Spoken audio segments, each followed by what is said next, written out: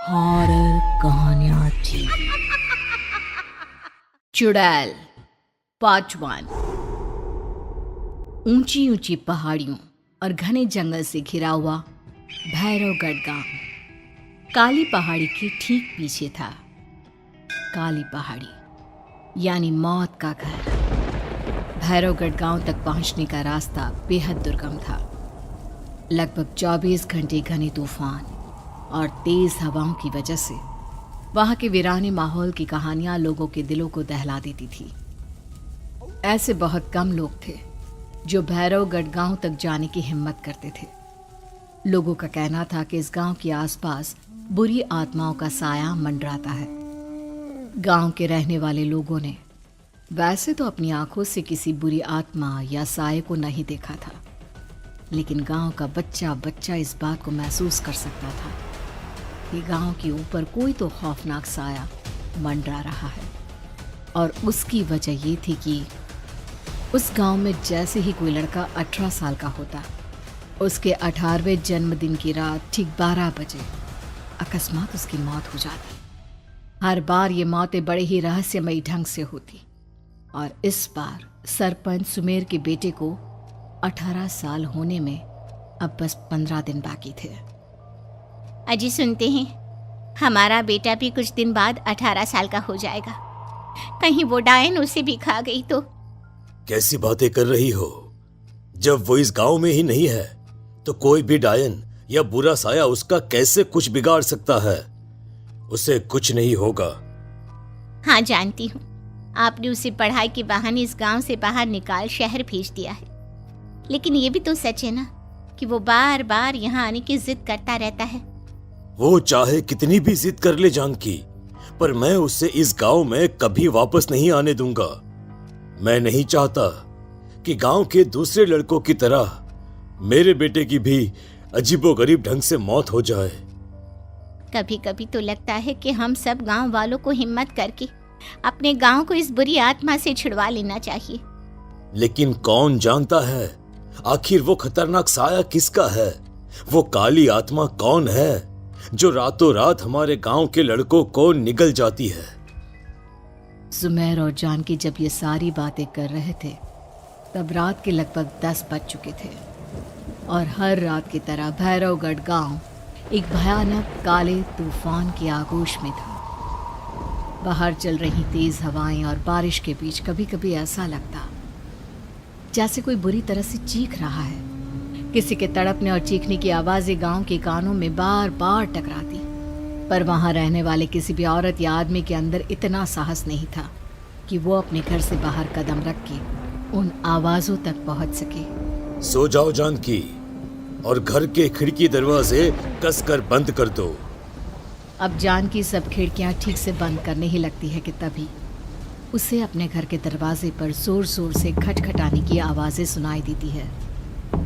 इन आवाजों को सुनकर जानकी और सुमेर के चेहरे डर से पीले और हाथ पैर ठंडे पड़ जाते हैं। जानकी, जानकी, इतनी रात कौन होगा? पता नहीं, ऐसा लग रहा है कोई बुरी तरह से दरवाजा खटखटा रहा है।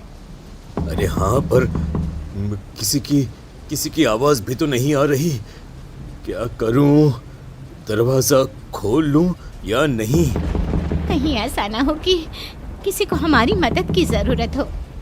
लड़खड़ाते कदमों से सुमेर दरवाजे के करीब जाता है और अपने कान को दरवाजे पर रख धीरे से आवाज देते हुए पूछता है, कौन कौन है? कौन है वहां? तभी एक बेहद डराने वाली आवाज उसके कानों से टकराती है। दरवाजा खोलो, दरवाजा खोलो, वरना आज की रात इस गांव में कोई जिंदा नहीं बचेगा। मैं जानती हूँ तुम्हारा बेटा 18 साल का होने वाला है। अगर उसकी जान की जरा भी परवाह है तो दरवाजा खोल दो। इस आवाज को सुनते ही सुमेर घबरा कर पीछे हट जाता है और जानकी को पूरी बात बताता है। कहीं वो डायन हमारे घर तक तो नहीं पहुंच गई? अब हम क्या करेंगे? मुझे दरवाजा खोलना ही होगा जानकी। मेरे पास अब कोई रास्ता नहीं है। इतना कहकर सुमेर डर से अपनी दोनों आंखें कसकर बंद करता है और कांपते हाथों के साथ झटके से दरवाज़ा खोल देता है। तभी किसी के जोर से हंसने की आवाज़ सुमेर और जानकी को सुनाई देती है। उस आवाज़ को सुन दोनों दरवाजे की तरफ देखते हैं और सामने अपने बेटे राहुल को खड़ा देख दंग रह जाते हैं। राहुल के हाथ में उसका मोबाइल होता है जिसमें से वो आवाज़ बज रही थी। ये क्या मजाक है? और तू यहाँ, तुझे मना किया था ना गांव में आने को, समझ में नहीं आता क्या? 18 साल का होने वाला है तू। माँ, आप लोग भी पता नहीं किन अंधविश्वास भरी बातों पर भरोसा करते हैं। क्या क्या मैं अपने घर नहीं आ सकता? आप लोगों से नहीं मिल सकता?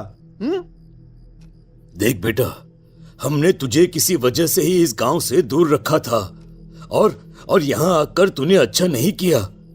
चल चल चल, मैं तुझे अभी के अभी वापस शहर छोड़कर आता हूं। ओफो पापा, आप बेकार की बातों से परेशान हो रहे हैं। बाहर इतना तेज अंधड़ तूफान चल रहा है, कहीं जाने की जरूरत नहीं है। मैं बस आप लोगों से मिलने आया हूं, कुछ दिन रहकर चला जाऊंगा। दिमाग खराब हो गया है इस लड़के का, नहीं जानता कि इस गांव में ये सुरक्षित नहीं है। किसने कहा था तुझे यहाँ आने को? ये आवाजें सुन, बाहर से जो आवाजें आ रही है तुझे सुनाई नहीं देती क्या? अरे माँ, जब जोर से तूफान चलता है, तेज हवाएं चलती हैं, तो इसी तरह की आवाजें आती हैं। ये बहुत नॉर्मल है माँ। नॉर्मल होगी तेरे लिए बेटा। 4 दिन शहर में पढ़कर आया है तो अपने माँ बाप की बात नहीं मान सकता। माँ, मुझे अभी बहुत जोरों से भूख लगी है, पहले कुछ खिला दो, और रात भी बहुत हो गई है। हम इस बारे में कल बात करते हैं, ठीक है? राहुल के वापस आ जाने से जानकी और सुमेर की आंखों की नींद उड़ गई थी।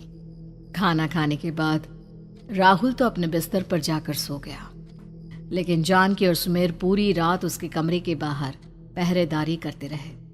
उन्हें पल पल इसी बात का डर था कि कहीं उनके बेटे को कुछ हो ना जाए। रात बीतती है, सुबह का सूरज निकलता है। अब जैसे ही वो राहुल को नींद से जागते देखते हैं तो उन दोनों के दिल को सुकून मिलता है। अरे माँ, पापा, आप अभी तक यहीं बैठे हैं? क्या पूरी रात सोए नहीं? जिनकी जवान बेटी की जान को खतरा हो, उन माँ बाप को नींद नहीं आती बेटा। अब तो वापस शहर चला जा। देखो माँ, मैं किसी जरूरी काम से इस गांव में आया हूं, और वो काम पूरा होने के बाद मैं खुद यहां से चला जाऊंगा। काम? गांव में तेरा क्या काम है?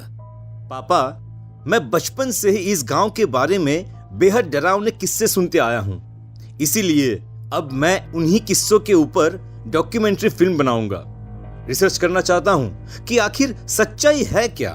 हे भगवान, लो जी, सुन लिया, और भेजो इसे पढ़ने के लिए शहर। मैंने आपसे पहले ही कहा था, मेरी बहन के पास दूसरे गांव भेज दो। ना ये शहर जाता और ना उल जुलूल की बात इसके दिमाग में आती। जानकी और सुमेर राहुल को समझाने की बहुत कोशिश करते हैं, पर वो किसी की बात नहीं सुनता और अपना कैमरा लेकर गांव की पास वाली काली पहाड़ी की तरफ निकल जाता है।